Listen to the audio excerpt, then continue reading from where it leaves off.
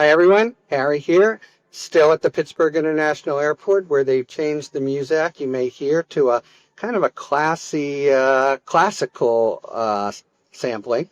I'm here, wanted to talk in this YouTube about the downgrading by a group called Civic Us, or CIVICUS, that has now demoted the United States based specifically on the conduct of the Trump administration over the over the last 6 weeks since taking power. Let's talk about these things in general. I think you would hear from people on the other side that Civic US, or Civicus, if that's how you pronounce it, it's a consortium of groups that in general I think are not warm to the U.S. On the other hand, something to be aware of is there are objective, respected report cards of democracy and freedom in particular societies, and one that jumps to mind is overseen by The Economist magazine, considered generally and especially pro-business, pro-capitalist, and not at all knee-jerk liberal magazine. They too have downgraded the United States and said the United States has now become, basically because of things that happened in Trump's first term and things that are happening now, that the United States has now become a kind of second order, not the most free society, a designation generally reserved for most of the societies in Europe and others around the globe, but the intense partisan divisions, the less than full security for free and fair elections because people's confidence in it has to be somewhat dislodged as a result of January 6th, the cowing of and sort of soft censorship of media, and the overall threats of violence which hover sort of in the background here among the kinds of, fans of Trump and the tangibly the people who were all pardoned after for January 6 type crimes and have continued to make at least some mischief, if only sending around Domino's Pizza and the like, not yet coming to actual fisticuffs. Nevertheless, those factors together, say The Economist, means we're not first rank in democratic societies at all. And that matters not simply for American exceptionalism. What do you mean we're not first? We got to be first. We're also not first, by the way, in really important benchmarks like infant mortality. But it also means that in a tangible way we have approached, it's now an easier situation for a tyrannical leader like Donald Trump to be able to take us out of democratic rule and into authoritarian rule. So it's not simply that we live in a less free society. We also live in a more dangerous society with concrete possibility of actually becoming distinctly less free, as happened in, say, Hungary. Okay, but back to this particular assessment, which is of a piece, you could say, with The Economist, but you might think of it as more ideological. Nevertheless, they zero in on all the executive orders of Trump since becoming president and the way in which those kind of mow down or ignore the checks and balances that are, as the framers, told us, the actual best we can do, not foolproof, but best we can do to try to guarantee overall freedom by checking ambition with ambition, as the framers put it. And for a series of reasons, we are now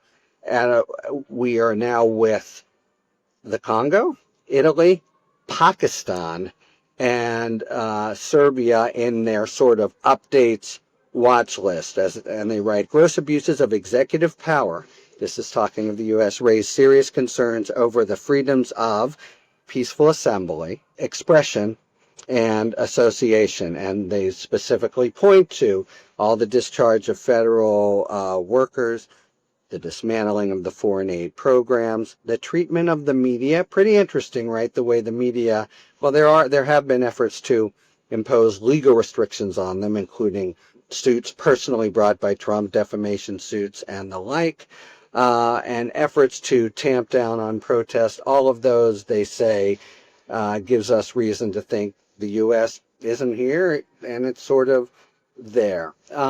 Okay. It's one more report. I think one could quibble with the way these different reports happen, but there are objective indicia out there, as with The Economist, that different organizations use to give kind of freedom report cards. And in the assessment of many, not just Civic US, the US is B minus. You could argue about what letter grade it translates into, but definitely the erosions of freedom, and the tenets of a free society, a robust media, checks and balances, including the legislative branch and the executive branch, secure independent courts, which are something of a question mark in this in America in 2025, and the whole kind of panoply of chilled, I would say, behavior in the private sector by media groups and big business and others who are tiptoeing around rather than fighting back hard. Insistences by Trump that they be friendly to the administration, and that they take his side as against others who say our rights are being transgressed. So, one report. I'm not saying that I wanted you guys to know about it because it's important in its own right, but I more generally is that there are different reports and a recognition with objective indicia and some real levels of credibility that, we're hurting, and that the moves since January 20th alone have resulted in what people who think about this seriously will say are dilutions of personal freedom, democratic rule of law, and the like. So, we're past a point of concern and to a point of tabulation of just how bad is it. I have in my Substack today, I don't normally flack it in these YouTubes, but a kind of thought experiment of why, with the moves Trump has made, in this case of the Department of Justice, actual end to the American experiment can almost be conceptualized, and you can see the moves that would amount to it. Whereas in a healthy democracy, it doesn't depend on contingencies like that. There are enough guardrails in place that whatever bad outcomes politically you may be talking about, like tariffs or inflation or the loss of foreign aid, the things we worry about policy-wise with Trump, nevertheless would not be sort of core issues of personal freedom and constitutional rule of law.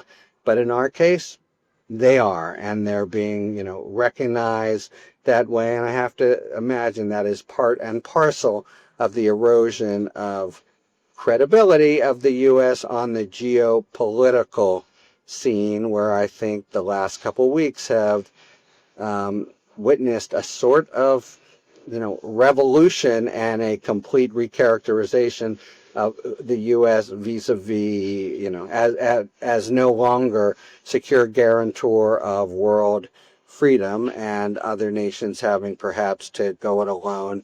And that's the sort of thing that even if it were reversed tomorrow, you can't expect the trust and credibility of the world community, just as you can't expect the sort of culture of the Department of Justice that the new folks have run roughshod over to just get better. In other words, there are actual damage at the roots that will have to be, watered, cared for in the best case scenarios in order to restore the full flowering of the democracy that we had not so long ago and we don't exactly have now. These assessments aren't saying we are now authoritarian societies or we've been given over to tyranny, but there is a scale of things.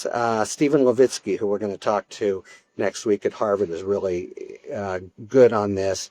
And, we're slipping. Talk to you later. Thanks for tuning in. If you enjoyed this video and other Talking Feds content, please take a second to like and subscribe. Talk to you later.